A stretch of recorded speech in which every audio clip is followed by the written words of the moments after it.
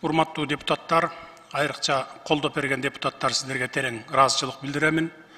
Ушул тарыхый моментте биз менен чогуу болуп, жоопкерчиликти моюнга алып, добуш берип, Өзбекстан менен чек ара маселесине чекитти койдук.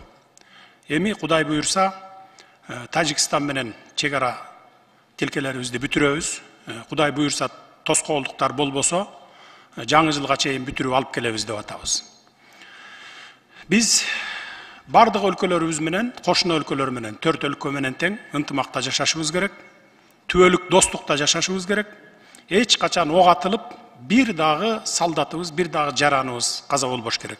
Биз биринчи кезекте ушуга басым жасашыбыз керек. Кудай буйрса бүтүрүп алып келебиз. Биз чек араны бүткөндөн кийин, мына бүгүн айтылып өттү, мына 199 миң квадрат метр болсо, эми 210 миңден ашыгыраак квадрат километр болуп биздин картабыз чоңоюп атат.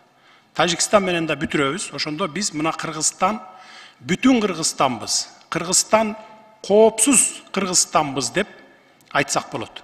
Азыр биз бүтүн эмеспиз, жарты Кыргызстанбыз. 30 жылдан бери кескилеп бере жарты кылып салышкан. Биз азыр кайра кайтарып бүтүн кылып атабыз мына. Көрдүңүздөр аны. Документал, тарыхый документтер менен көргөзүп бердик сиздерге далилдеп. Ошондо гана мына бизде азыр чек араларды чечкенден кийин, ратификация бүтүп барын точканы койгондон кийин, анан биздин эле өлкөдө эмес, жалпы Орто Азия өлкөлөрүндө тынчтык орнойт. Мына ушундай үмүтүбүз бар. Дагы бир жолу колдоп бергениңиздер үчүн чоң рахмат. Ишиңиздерде ийгиликтер болсун. Рахмат.